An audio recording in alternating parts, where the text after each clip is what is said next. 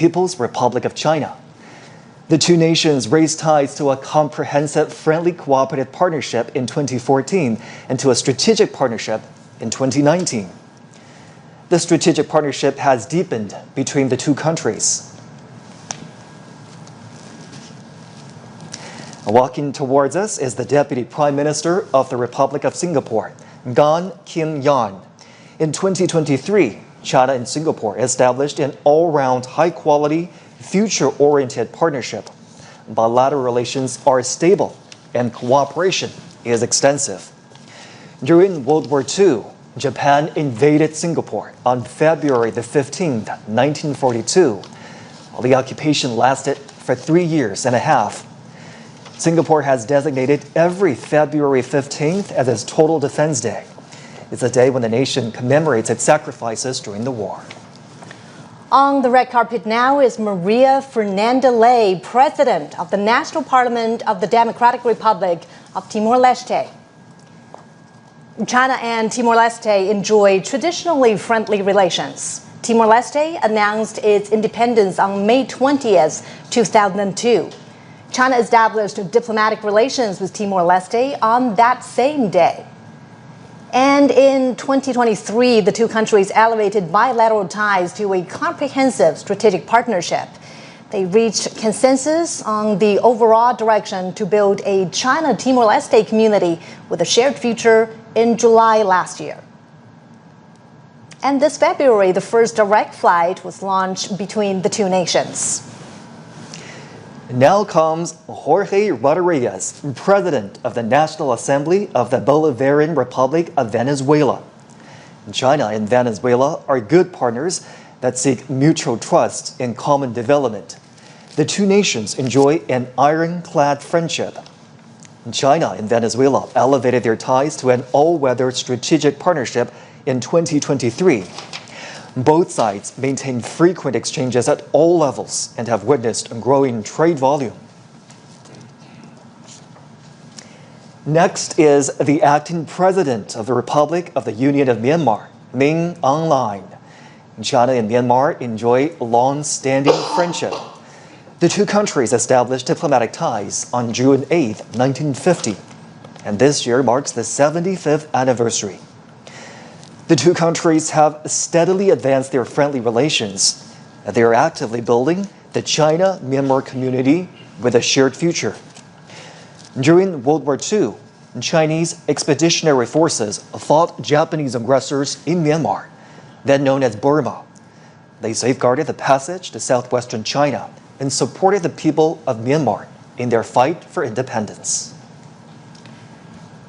And next is Speaker of the National Assembly of the Republic of Korea, Woo Won-sik, and his wife.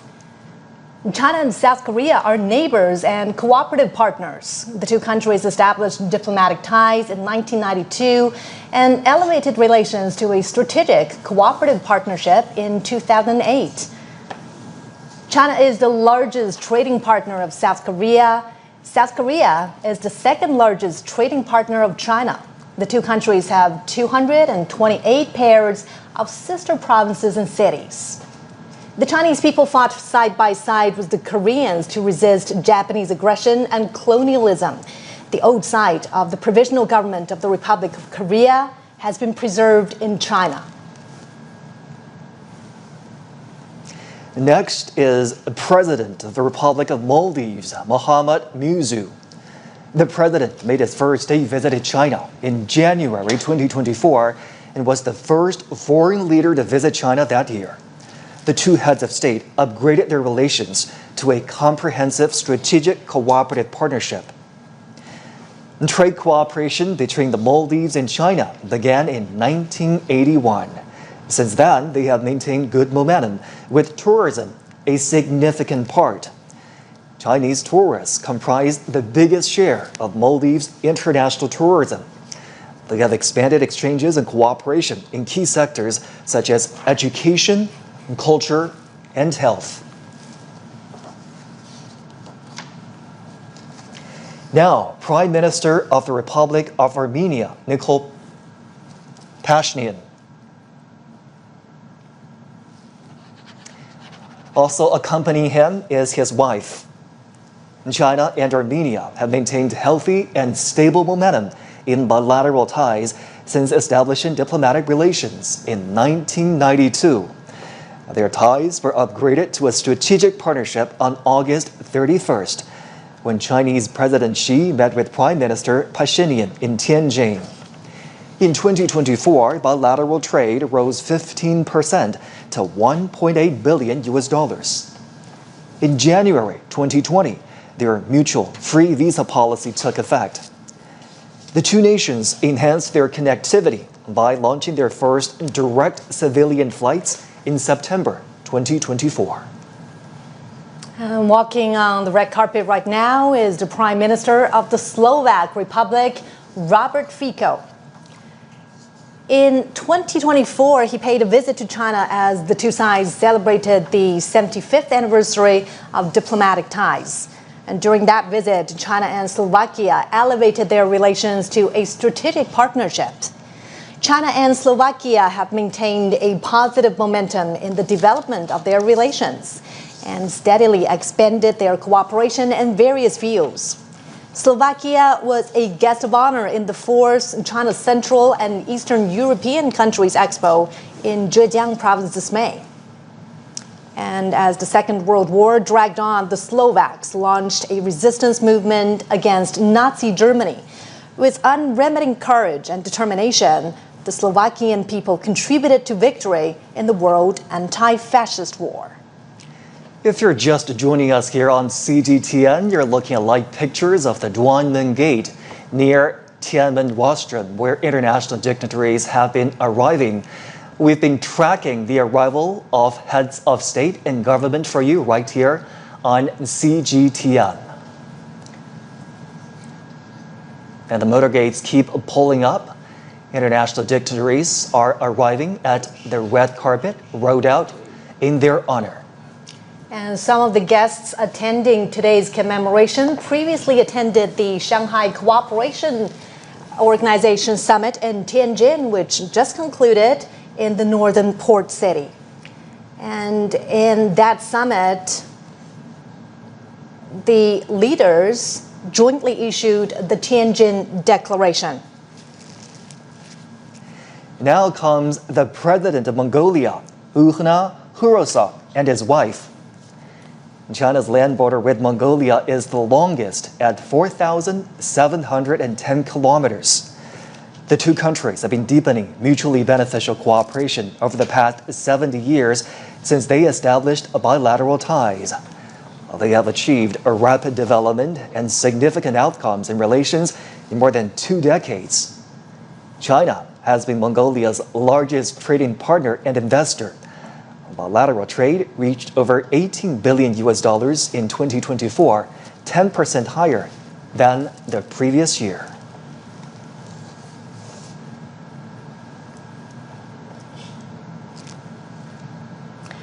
And this is the president of Turkmenistan, Serdar Berdimuhamedov. In 2023, China and Turkmenistan established a comprehensive strategic partnership and announced that they will build a community with a shared future at a bilateral level. Trade volume has reached nearly $5 billion in the first half of this year. China and Turkmenistan have jointly built 3 gas pipelines connecting China and Central Asia. Cultural exchanges between these two countries are frequent. The Chinese language is taught in elementary and middle schools in Turkmenistan. On the red carpet now, our first Secretary of the Central Committee of the Communist Party of Cuba and President of the Republic of Cuba, Miguel Diaz-Canel, and his wife. Cuba was the first country in Latin America to establish diplomatic ties with the People's Republic of China. This year marks their 65th anniversary. In the past 65 years, China and Cuba have always trusted and supported each other, setting an example for unity and cooperation between socialist countries and mutual assistance with sincerity among developing countries. In World War II, Cuba provided military support and supplies to the Allied forces. Now on the red carpet is President of the Kyrgyz Republic, Sadir Japarov. China and Kyrgyzstan are connected by mountains and rivers, and the two peoples are connected heart to heart. Their relations have seen great development in recent years. In 2023, the two countries established a new era all-round strategic partnership and announced the building of a China-Kyrgyzstan community with a shared future of good neighborliness and shared prosperity. China is Kyrgyzstan's largest trading partner. Bilateral trade in the first half of this year has increased by 53% from a year ago to over $14 billion.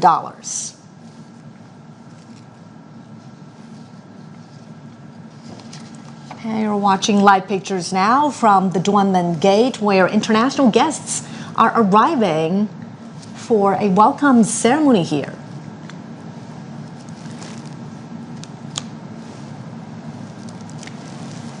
And now we are seeing pictures of the President of the Republic of Azerbaijan, Ilham Aliyev, and his wife. President Aliyev has visited China several times. China-Azerbaijan ties have been close despite the long distance and have strengthened in recent years. The two countries have had close, high-level communications in recent years. This April, the two heads of state announced a comprehensive strategic partnership between China and Azerbaijan. And on the red carpet now are Prime Minister of Malaysia, Anwar Ibrahim, and his wife. China and Malaysia have long-standing friendships. And of course, this friendship is born out of their long history, cultivated by cultural integration, strengthened in mutually beneficial cooperation, and forged in difficult times. In April, they agreed to build a high-level strategic China-Malaysia community with a shared future. During World War II, overseas Chinese in Malaysia launched a fundraising campaign for China's war of resistance against Japanese aggression. Over 1,000 Nanyang volunteer mechanics and drivers sacrificed their lives while transporting military supplies on the Yunnan-Burma highway to the front lines in China.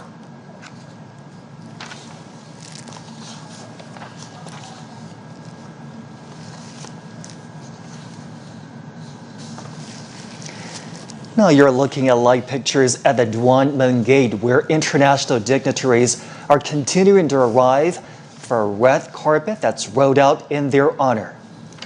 The Tiananmen Gate is just north of the Tiananmen rostrum. On the red carpet now is Tonglun Sisilith, General Secretary of the Lao People's Revolutionary Party Central Committee and the President of the Lao People's Democratic Republic. China and Laos have a long history of friendship. They're good neighbors and comrades. They have deepened exchanges and cooperation in fields such as politics, economy, military, and culture and health. They also coordinate and cooperate closely in regional and international affairs. Bilateral trade cooperation has expanded in recent years. China is Laos's biggest investor, second exporter, and second largest trading partner. The China-Laos Railway has earned the name of the Golden Passage due to record volume of passengers and freight.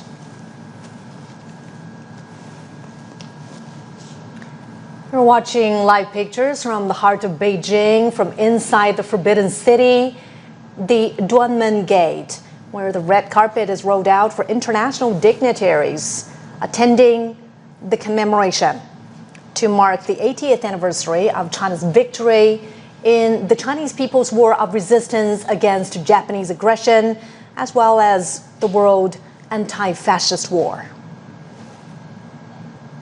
Heads of state and government are continuing to arrive at Tiananmen Gate.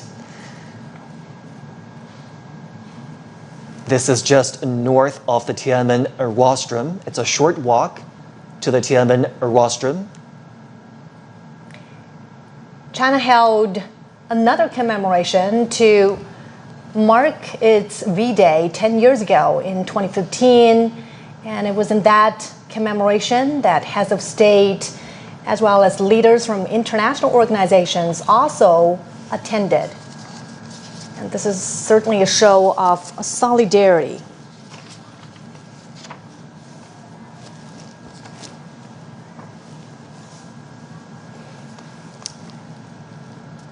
And we're moments away now from the commemoration. It's going to begin in less than an hour. And now the next guest has arrived. The President of the Republic of Serbia, Aleksandar Vučić, and his wife. President Vučić has always promoted China-Serbia cooperation and exchanges. The two nations are advancing the high-quality development of a China-Serbia community with a shared future. They are ironclad friends who help each other in hard times. 80 years ago, people from the two nations significantly contributed to the victory of the anti-fascist war in the battlefields of Asia and Europe. China and Serbia have trusted and supported each other for a long time. On the red carpet now is President of the Republic of Tajikistan, Emomali Rahman. President Rahman is an old friend of China and the Chinese people. He's been to the country more than 20 times. China-Tajikistan relations are at their best with frequent high-level exchanges. Last year, the two countries announced a comprehensive strategic partnership. And from this higher starting point, they will build a China-Tajikistan community with a shared future. Prime Minister of the Islamic Republic of Pakistan, Shehbaz Sharif. Pakistan was one of the first countries to recognize the People's Republic of China. The two are ironclad friends and all-weather strategic cooperative partners. They are deepening their strategic mutual trust and practical engagement. And China has been Pakistan's largest trading partner since 2014. China is also the largest foreign investor in Pakistan.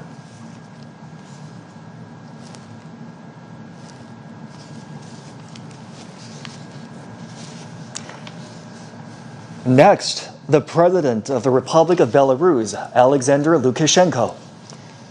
This is Lukashenko's 16th visit to China.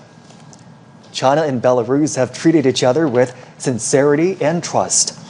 As all-weather, comprehensive strategic partners, the two have maintained close, high-level exchanges and achieved milestones in their expanded bilateral cooperation.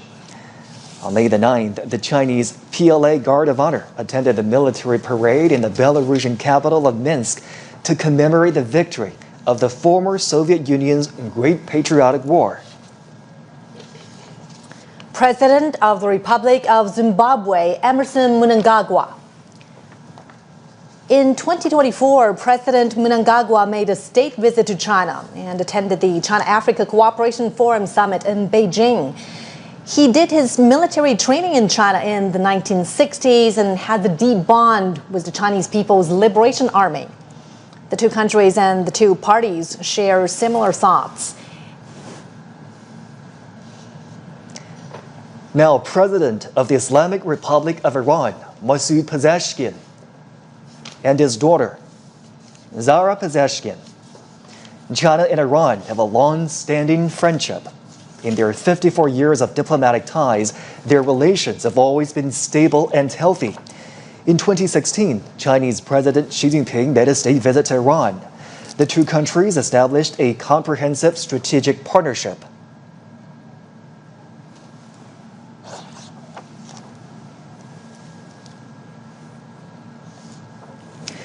Next is the President of the Republic of the Congo, Denis Sassou Nguesso. Among African leaders, he is one of those who has made the most visits to China and met with Chinese President Xi Jinping. The two heads of state have a deep friendship. The Republic of the Congo is China's ironclad friend. Bilateral ties were upgraded to a comprehensive strategic cooperative partnership in 2016. The two countries marked the 60th anniversary of diplomatic ties last year. when President Tsai was in Beijing for a state visit in the Forum on China-Africa Cooperation Summit.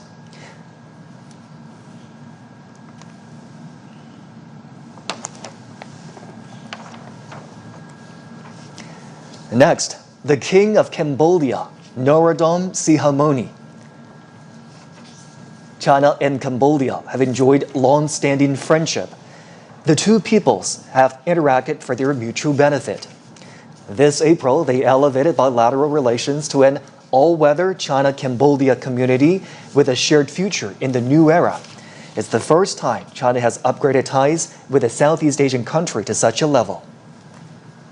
And walking on the red carpet are President of the Republic of Uzbekistan, Shavkat Mirziyoyev, and his wife. President Mirziyoyev has been to China many times. Friendly cooperation between the two peoples has been vigorous under the Silk Road spirit. And last year, China and Uzbekistan established an all-weather comprehensive strategic partnership in the new era. And they have announced to advance the building of a China-Uzbekistan community with a shared future. President of the Socialist Republic of Vietnam, Luong Nguyen. China and Vietnam share a long history. They are comrades and brothers. And the founding father of Vietnam, Ho Chi Minh, joined and supported the Chinese people's war of resistance against Japanese aggression in places such as Yan'an, Guilin, Chongqing, and Kunming. This year is the 75th anniversary of their diplomatic ties. It's also the year of cultural exchanges between the two sides. And China and Vietnam have deepened their relations in recent years with frequent visits and contact between leaders of the two countries.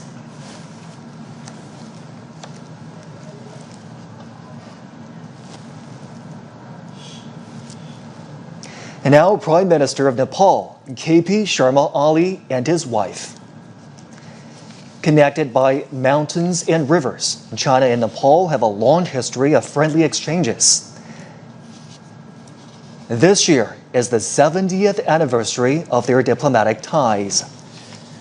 The two countries have seen healthy and stable development in bilateral relations and strengthened political trust. China and Nepal have also expanded cooperation in various fields and under the Belt and Road Initiative. In 2019, their relations were upgraded to a strategic partnership of cooperation featuring everlasting friendship for development and prosperity. And this partnership continues to deepen. And again, CGTN is bringing you live pictures from the heart of Beijing, the Duanmen Gate, which is to the north of the Forbidden City.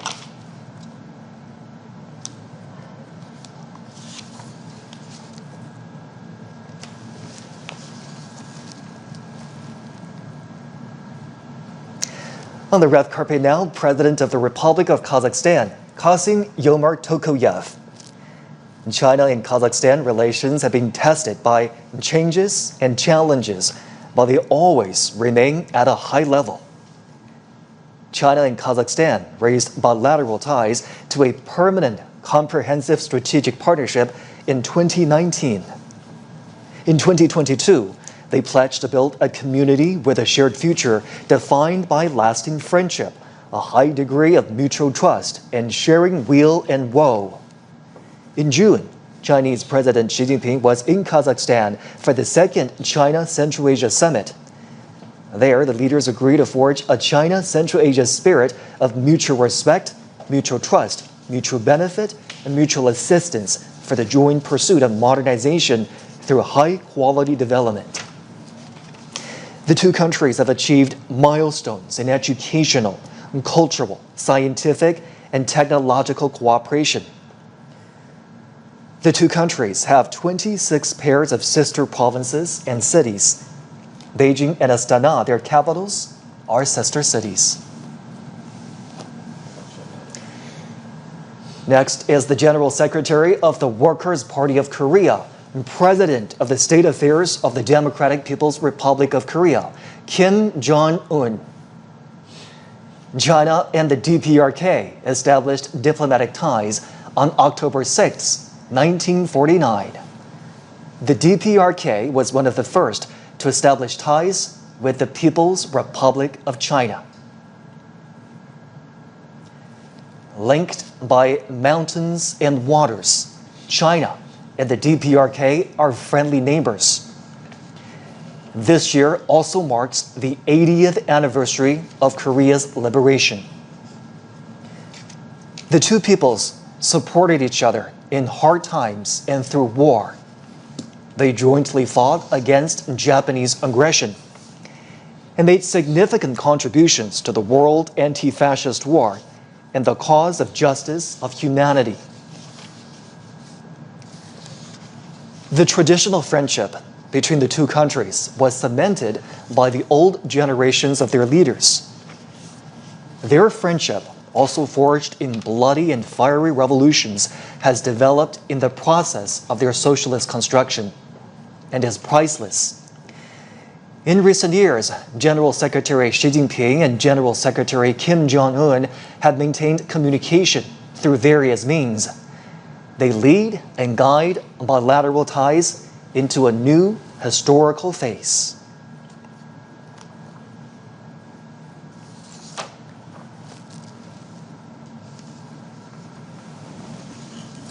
At the invitation of Chinese President Xi Jinping, dozens of heads of state and government will attend today's commemoration in Beijing. On September 3rd, China marks its V-Day, and this is the 80th anniversary of the victory in the Chinese People's War of Resistance against Japanese aggression and the World Anti-Fascist War. Again, another look at the Tiananmen Gate just north of the Tiananmen rostrum. The red carpet has rolled out to welcome the arrival of international dignitaries. We've been tracking the arrival of heads of state and government for you right here on CGTN.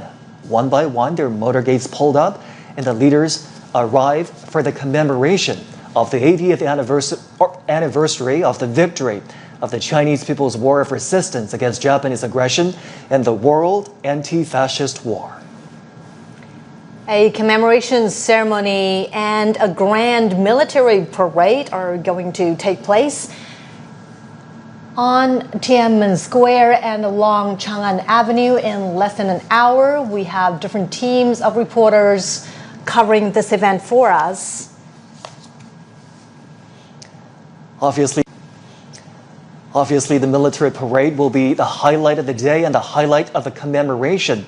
We do understand that new armaments and equipment will be shown in that military parade. They are domestically made, and also they are all active combat gear.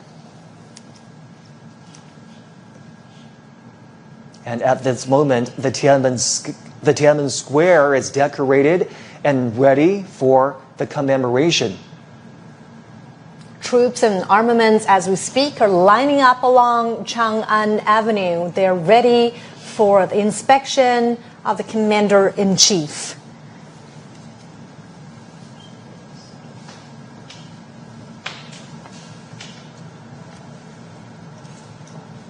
Motorcades carrying heads of state, international dignitaries are arriving here at the Tiananmen Gate.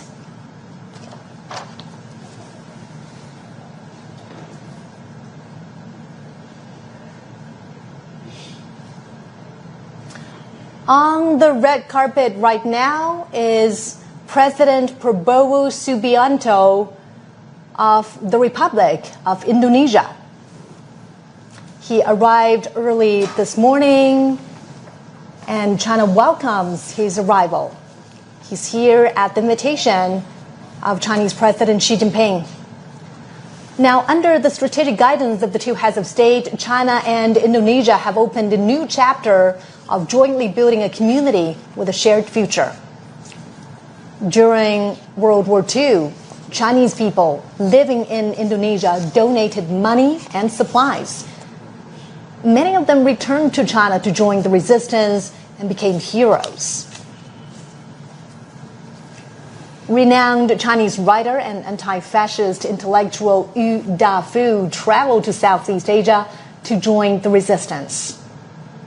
And he was killed in Sumatra, Indonesia. He wrote, "Our generation should sacrifice for the war of resistance." President Prabowo made a state visit to China soon after his presidential inauguration in 2024. China and Indonesia are traditional friends and neighbors. And it was in this year that China and Indonesia embarked on a new chapter of bilateral ties by building a community with a shared future.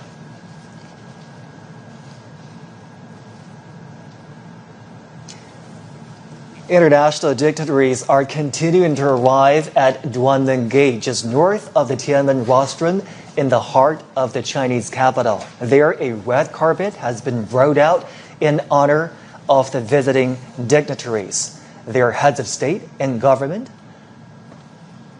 who will be participating in the commemoration today of the 80th anniversary of the victory of the Chinese People's War of Resistance against Japanese aggression and the World Anti-Fascist War. Later on, a military parade will take place on the Chang'an Avenue, an east-to-west major thoroughfare cutting right through the heart of the Chinese capital, Beijing. CGTN will have full coverage of the commemoration today. Make sure you do stay with us right here on CGTN.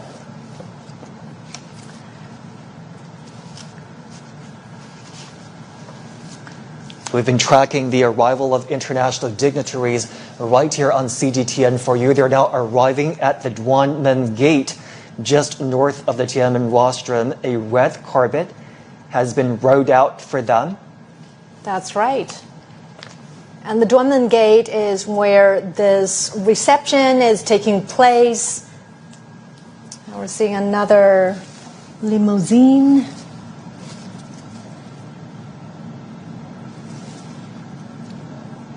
President of the Russian Federation, Vladimir Putin. Putin has been to China many times since 2013, either for state visits or international conferences.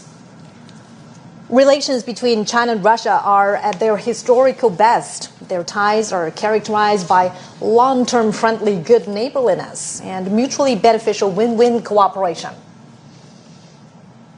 In the new era, China-Russia relations are more self-confident, firm, and resilient.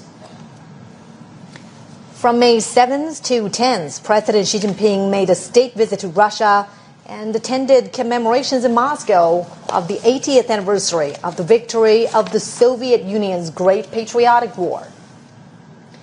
In World War II, China was the main battlefield in Asia, and the Soviet Union was the main battlefield in Europe. They were central to resistance and combat against Japanese militarism and Nazi Germany.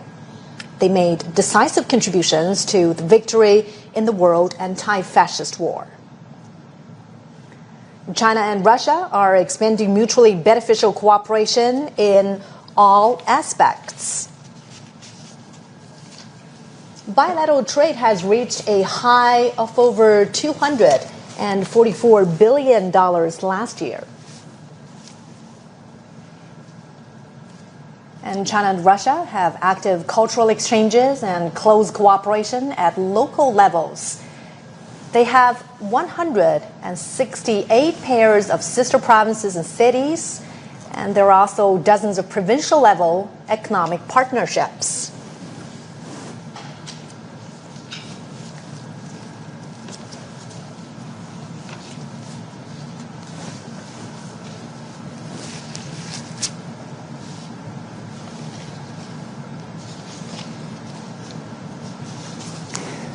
Remembering history, honoring the fallen heroes, cherishing peace, and creating a better future.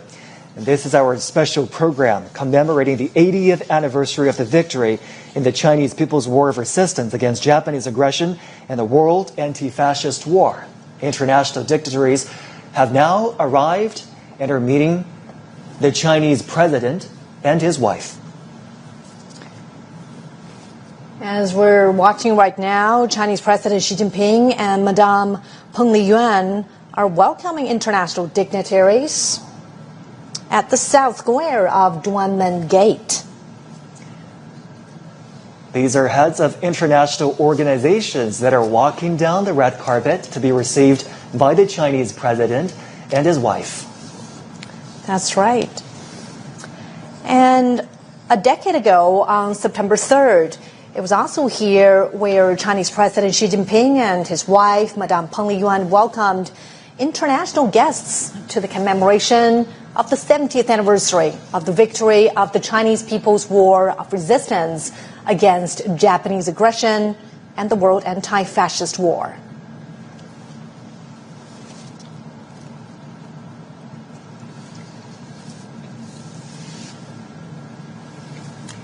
And many of the guests attending the commemoration today previously attended the Shanghai Cooperation Organization Summit in Tianjin, which concluded just a few days ago. That's right, and President Xi says the SCO is a proactive force for world peace and development. It is the first grouping to put forth the vision of global governance, featuring extensive consultation and joint contribution for shared benefit as an effort to practice true multilateralism. He also said the SCO always stands on the side of international fairness and justice and champions inclusiveness and mutual learning between civilizations and opposes hegemonism and power politics.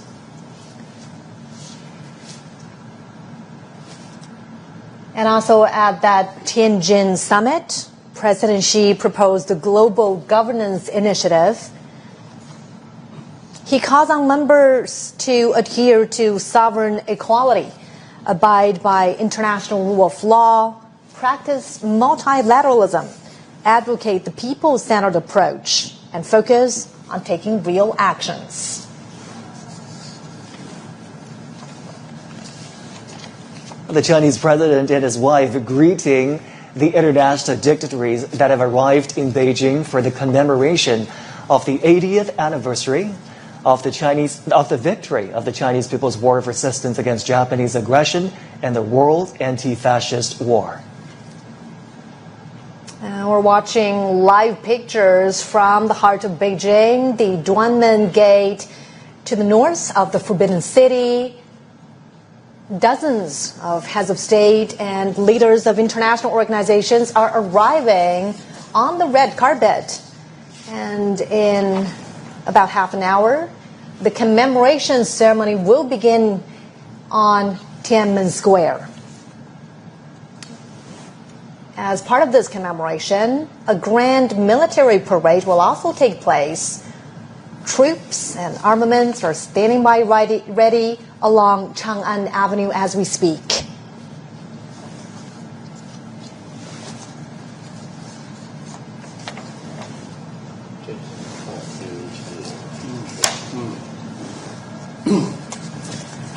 And it's early morning in Beijing. CGTN is broadcasting live to a global audience.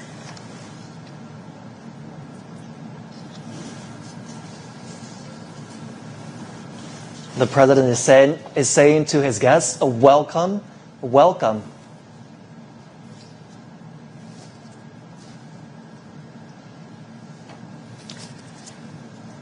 And as these international guests are arriving, later on they will pose for a group photo. And here's what we know about the commemoration that will happen later today. The Chinese president will deliver an important speech at the commemoration. And the commemoration includes a massive military parade, which is composed of two parts, the inspection of the troops and the march past, lasting approximately 70 minutes.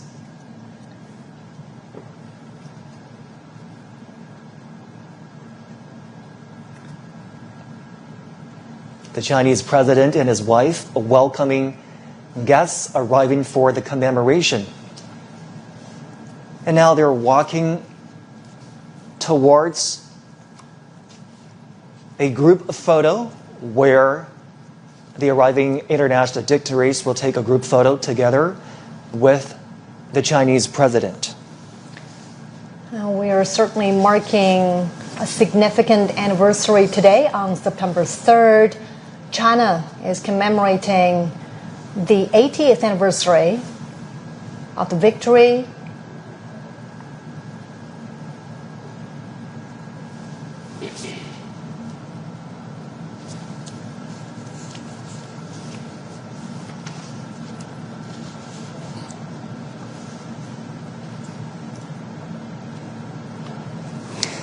This gathering today in commemoration of the victory also heralds a new beginning for all countries to work together to create a harmonious world and safeguard global peace. Well, as you can see right there, front and center on this gate is the character Duan Men. The Chinese character Duan also conveys righteousness, which is consistent with the message of safeguarding international justice. The leaders are now walking together towards the Tiananmen rostrum. It's a short walk from the Duanmen Gate we've been telling you about, which stands just north of the Tiananmen rostrum, to the rostrum itself. And Joshi, you know, for many foreign leaders who have visited China before, the Tiananmen rostrum, or the Forbidden City, is a familiar sight. Many of them have been here before to the Forbidden City. However, this gathering here today holds a special significance. Absolutely.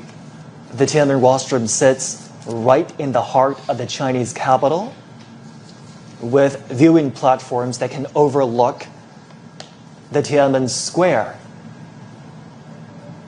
The leaders will be walking towards the rostrum.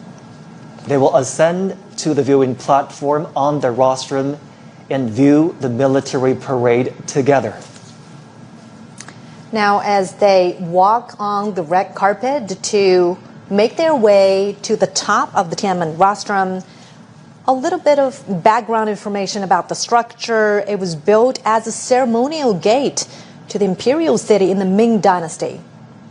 It's witnessed the ties of Chinese history in the past 6 centuries. And in 1937, Tiananmen Square witnessed the fall of Peking. In October 1945, Japanese invaders in North China officially surrendered at the square of the Hall of Supreme Harmony in the Forbidden City.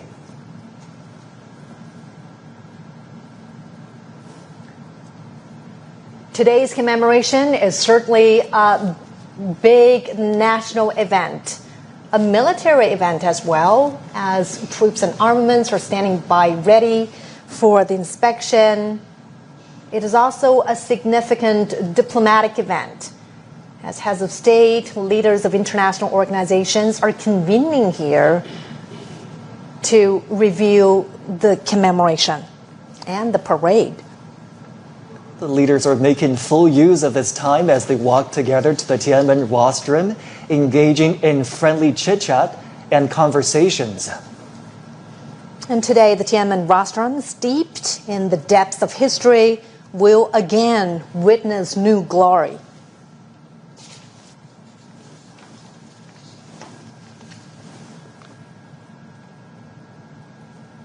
It is a pretty long walk to ascend to the top of the Tiananmen rostrum.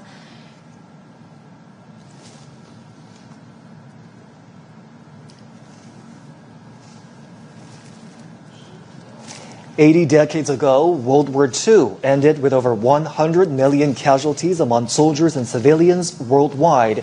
Chinese casualties were more than 35 million.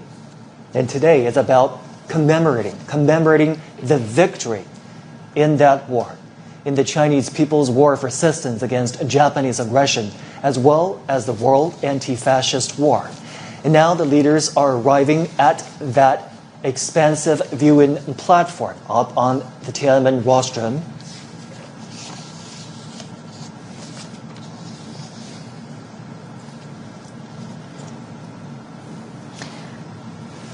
And we understand that some of the veterans of the War of Resistance were given their own viewing spots on top of the Tiananmen rostrum. Crowds are welcoming China's top leader, as well as international dignitaries. We are seeing veterans sitting there,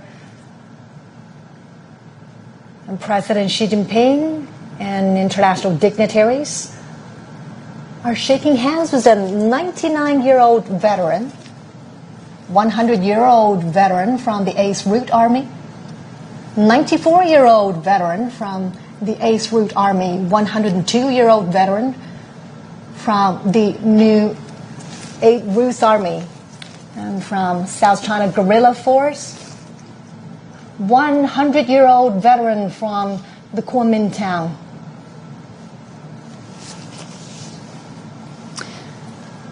And during the fight against the Japanese aggression, the Chinese people established a national united front to safeguard their homeland. Obviously, the Chinese president was very pleased to see the veterans present up on the Tiananmen rostrum. He even introduced the veterans to his guests there, and shaking hands with the veterans, greeting them, welcoming them to this very important commemoration. And the veterans represent the legacies of this long-fought war. And their spirit of resilience, of peace, of perseverance still echo on every inch of China's soil now. It's certainly a very heartwarming scene there to have the veterans seated up on the Tiananmen rostrum. They are the real heroes and role models, and they motivate us to keep pushing forward. The victory of the Chinese People's War of Resistance against Japanese aggression is a glory shared by the Chinese nation and also people worldwide who stand for justice. Professor Gao, Mr. Zhou, let's bring you in for this part. Obviously, the veterans are seated, out there on the Tiananmen rostrum so that they have an opportunity to participate in the commemoration today. What do you make of that arrangement, Professor Gao? Well, I think this is really the right thing to do because they fought against the Japanese aggressors.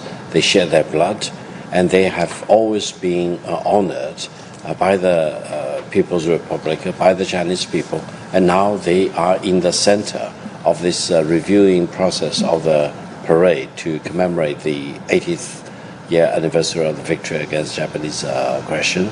And I think we all hail them as the real heroes defending China's sovereignty and territorial integrity and fighting off the Japanese aggressors. Real heroes and real witnesses, not only to the atrocities of the war, but more importantly to the final victory. And we're so happy that they get to see the commemoration today. Mr. Zhou, your thoughts? Well, I think I can't agree more with Victor Gao about the importance of having these veterans standing on Tiananmen Square. I think it's rare, It won't be easy for us to see these people right now because they're all very old people, but they're still alive, but they can still see how strong China is today, in which they have made their due and a great contribution. So I think that is indeed a great honor for them to be there and for us to see them there. Now, many of these veterans fought under extremely harsh conditions: poverty, famine, the lack of military resources. What does their perseverance teach us about the spirits of, resilience and courage? And, besides honoring them in events like this, what more could we do, Professor Gao, to really weave their legacies more into everyday life? I think these veterans 80 years ago, or more than 80 years ago, fought against Japanese aggressors not only as soldiers, but they were true representatives of the Chinese nation, true representative of the Chinese culture and the Chinese civilization.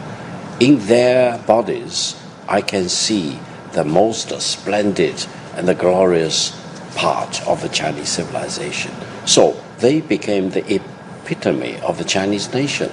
they became the epitome of the Chinese civilization.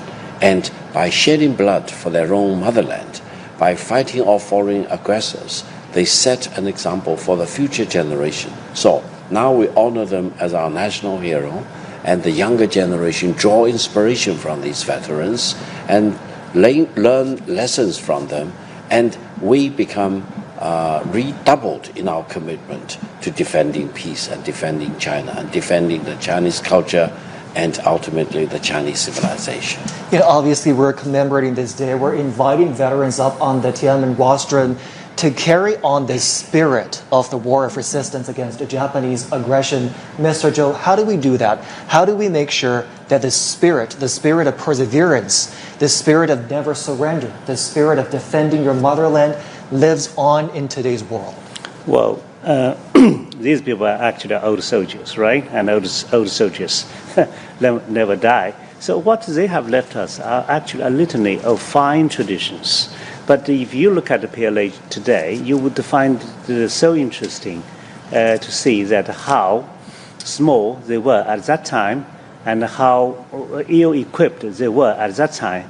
But on the contrary, today, China is almost the opposite, right? China is having the largest armed force in the world, and in a moment we're going to see all the modern weaponry and combat platforms. But still, this kind of fine traditions are basically in the heart and in the blood of our modern day soldiers, because that's really, really matter, for us if you are going to another war. So you have to think of where you come from, right? And what kind of traditions are already placed in you.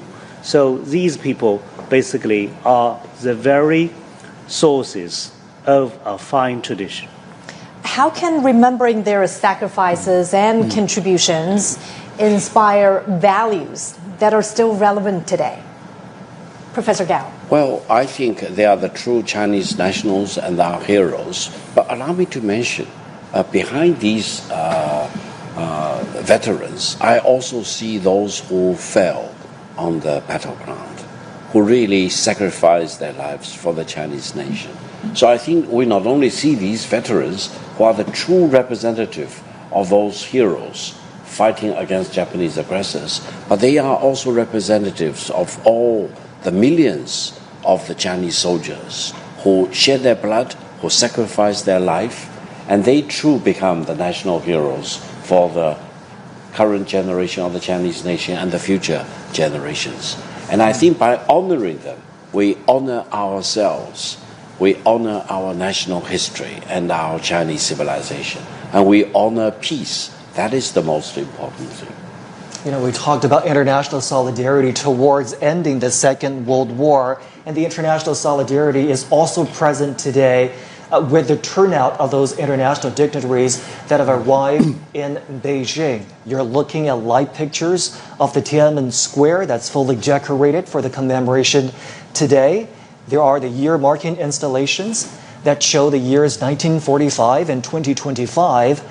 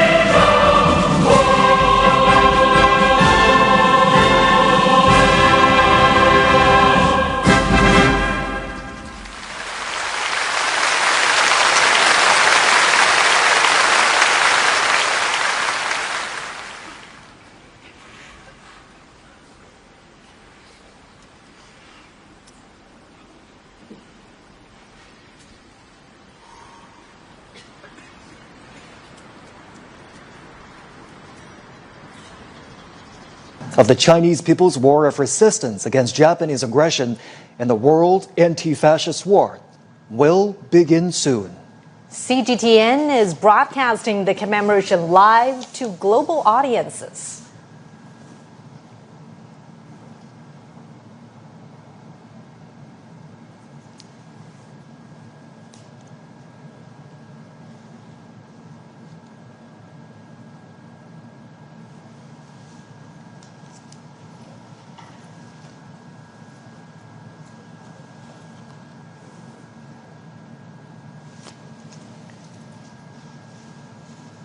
We're now watching live pictures from the Tiananmen Square.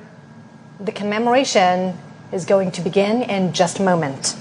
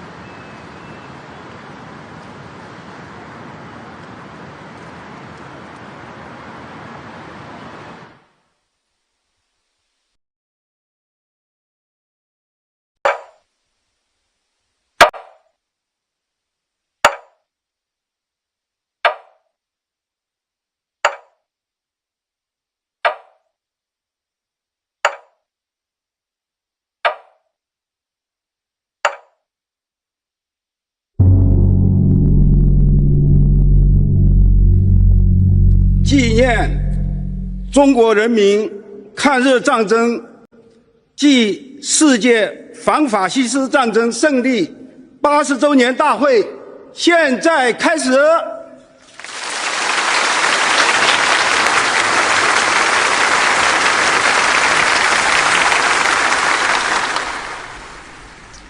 请全体肃立，鸣礼炮。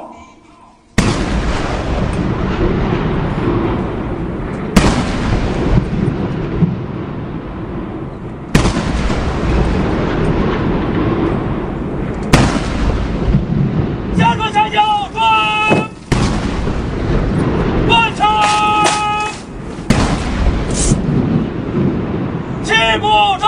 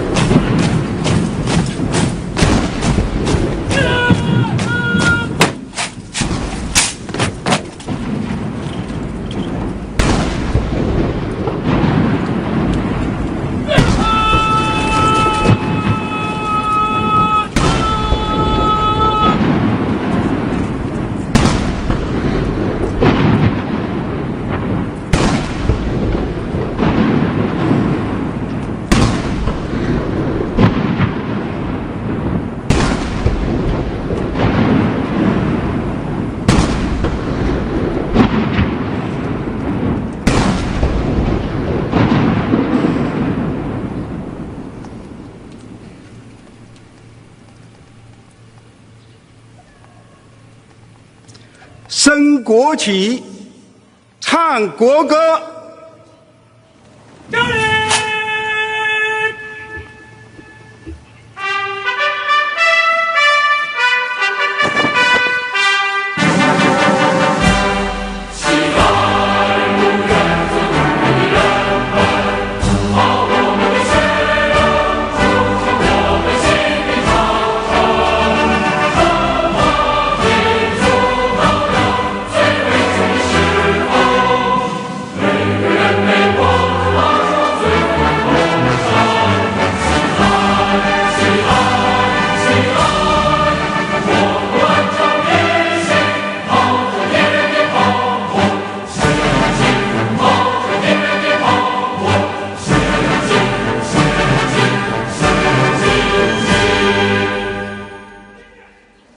请坐下。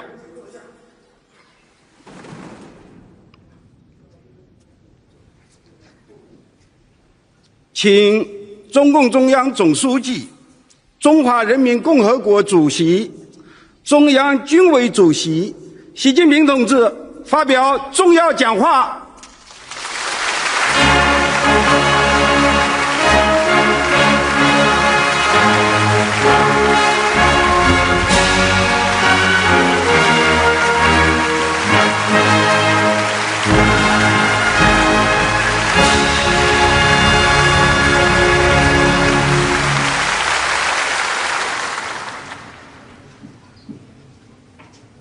全国同胞们，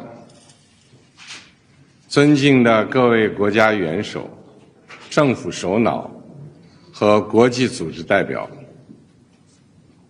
尊敬的各位来宾，全体受阅将士们、同志们、朋友们，今天我们隆重集会，纪念中国人民抗日战争及世界反法西斯战争胜利80周年，共同铭记历史，缅怀先烈，珍爱和平，开创未来。我代表中共中央、全国人大、国务院、全国政协、中央军委，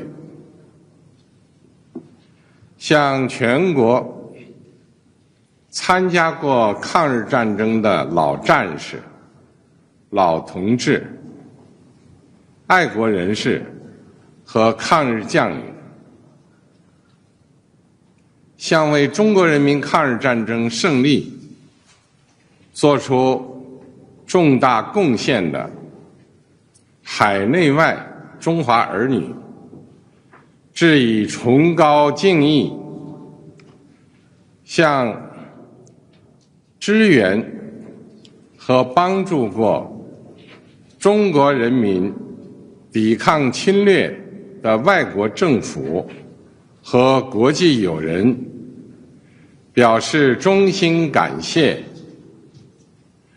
向参加今天大会的各国来宾表示热烈欢迎。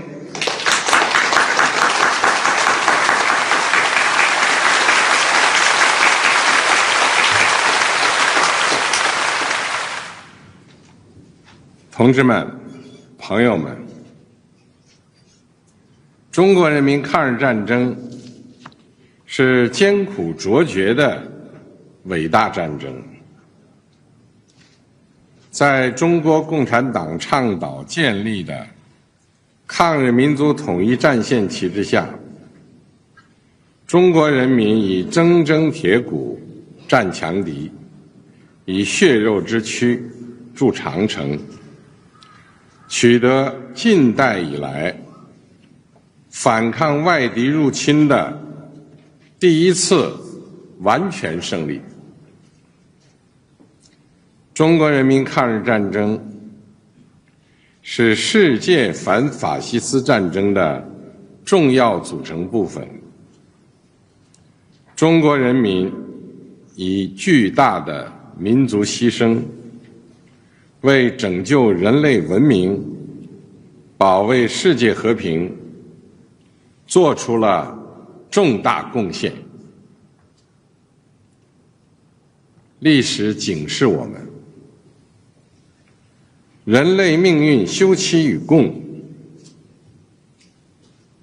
各个国家、各个民族只有平等相待、和睦相处、守望相助，才能维护共同安全，消弭战争根源，不让历史悲剧重演。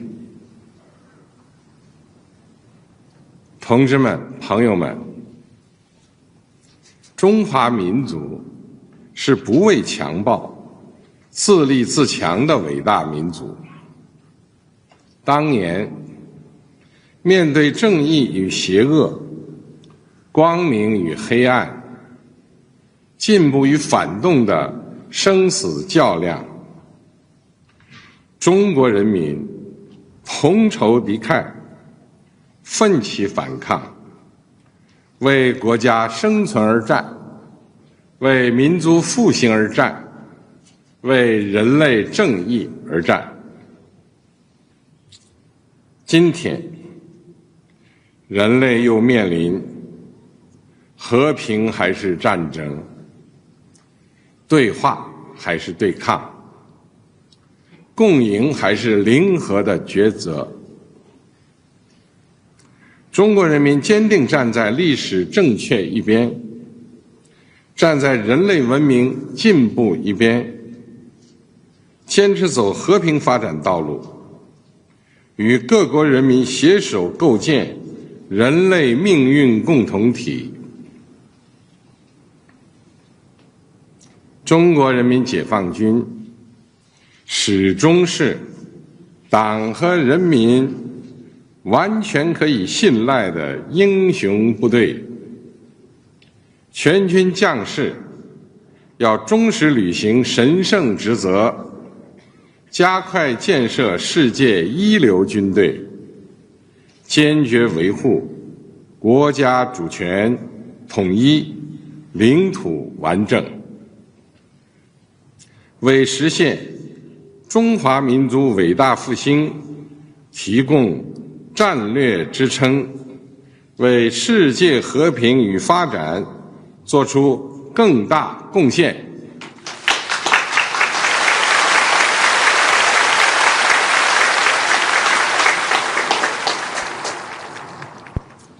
历史承载过去，也启迪未来。新时代新征程，全国各族人民要在中国共产党坚强领导下，坚持马克思列宁主义、毛泽东思想、邓小平理论、三个代表重要思想、科学发展观，全面贯彻新时代中国特色社会主义思想，坚定不移走中国特色社会主义道路，传承和弘扬伟大抗战精神，踔厉奋发，勇毅前行，为中国式现代化全面推进强国建设、民族复兴伟业而团结奋斗。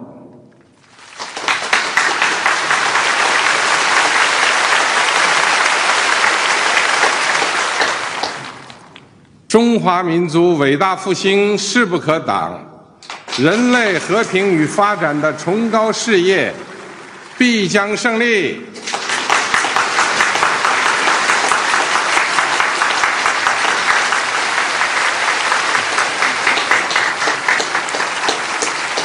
阅兵开始。标兵就位。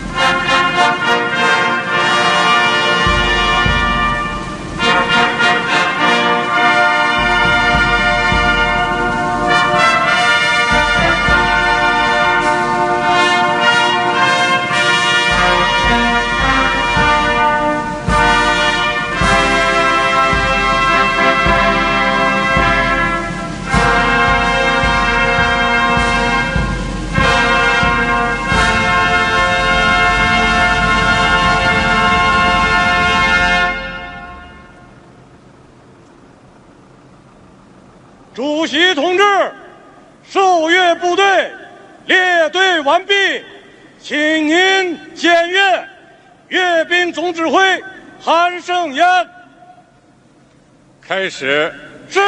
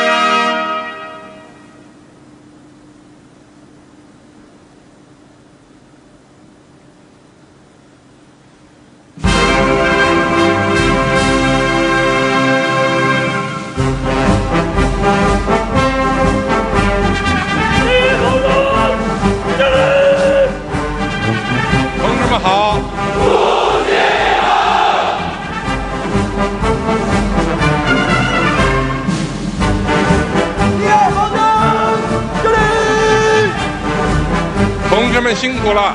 为人民服务！第三方针，敬礼！同志们好！主席好！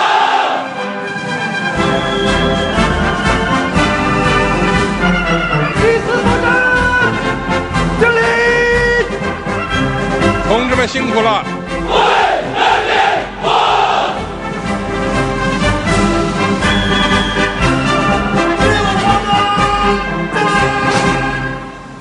同志们好！主席好！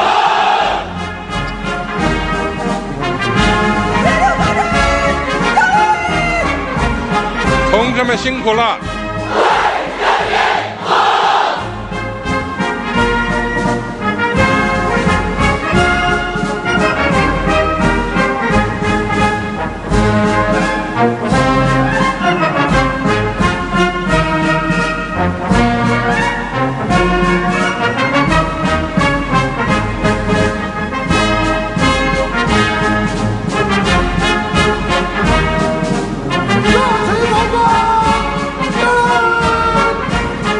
同志们好！主席好！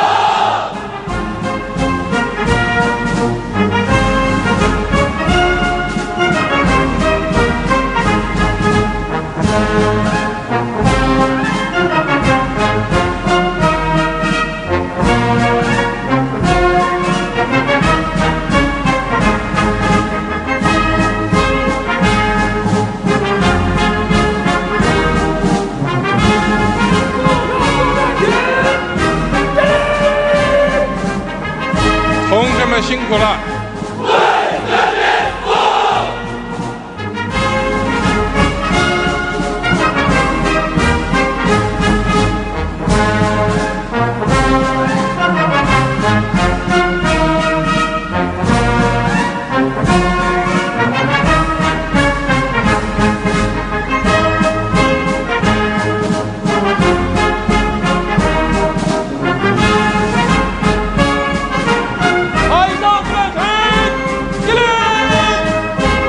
同志们好！主席好！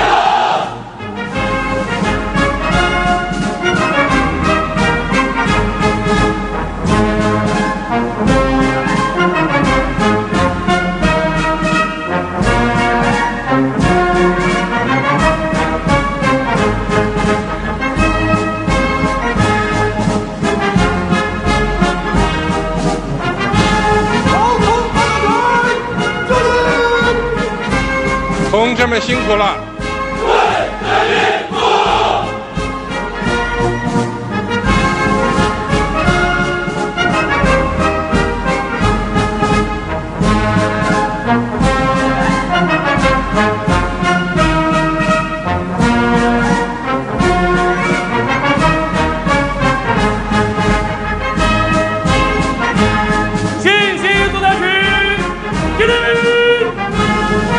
同志们好！